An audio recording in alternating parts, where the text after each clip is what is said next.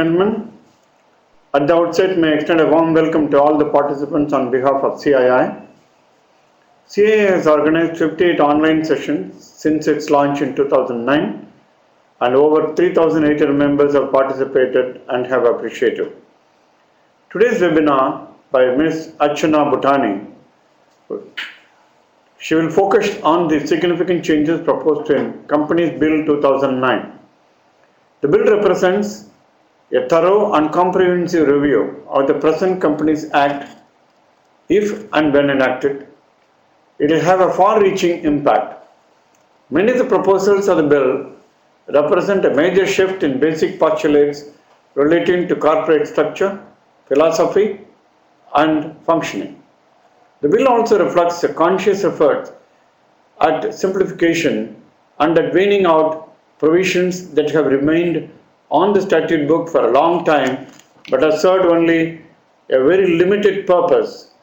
The result is a trimmer bill that has 426 clauses against 658 sections of the existing Act.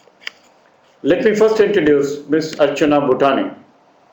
She is the Chartered Accountant of BSR and Company. She has around 12 years of auditing and accounting experience relating to technical advice on corporate law, accounting, auditing, and other related matters. In a role that deals with researching and concluding on various technical matters and other issues in connection with audit engagements, Ms. Archana had been part of client services and knowledge initiatives. She has representation on various committees, boards of ICAI such as Accounting Standard Board, short known as ASB. Ms. Archana is also a regular faculty of the IFRS accreditation course organized by the ICAI. She has participated in workshops and also contributed to reports and publications. I request all participants to note that this webinar would be a one-way communication from CII Gurgaon. Question and answer session would begin after the presentation by Archana. Participants are then requested to type the questions and Archana will take them up one by one and answer. Please note that the recording of this webinar would be available under My CII in a couple of days. Let me again extend a warm welcome to Archana on all your behalf. Over to you, Archana.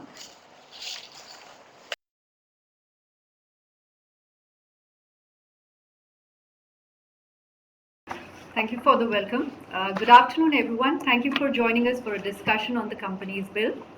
As you're already aware, the purpose of the webinar is to give a broad overview of the significant changes proposed by the bill.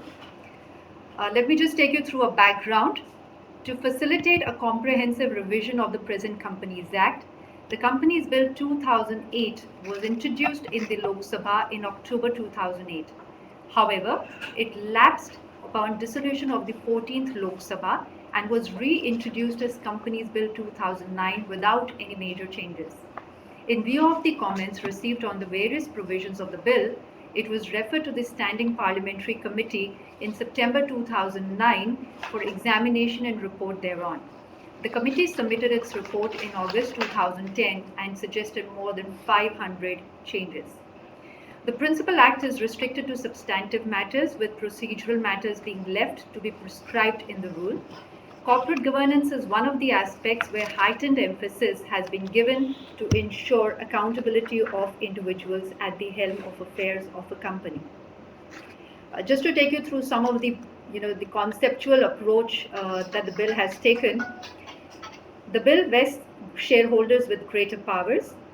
It requires special resolution for a number of matters, such as appointing managing director, removal of auditors, related party transactions, etc. It also places greater emphasis on self-regulation and minimization of regulatory approvals. It requires greater disclosures. For example, a large number of further matters need to be disclosed in the annual report as well as the director's report. It seeks to introduce a more effective and comprehensive legal framework for rehabilitation of sick companies, for liquidation and winding up of companies. The bill places emphasis on rationalization of processes of corporate mergers and acquisitions to make the process of mergers and acquisitions simpler, faster, and more cost effective. Similarly, it seeks to facilitate cross-border mergers between Indian companies and foreign companies.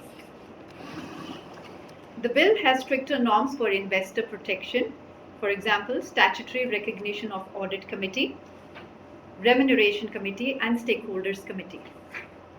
The provisions include very stringent penalties on repeated or serious offences, but lower penalties for mere technical or procedural non-compliances. It facilitates greater use of e-governance systems, and there is a conscious effort at making the regulatory processes faster. Given the complex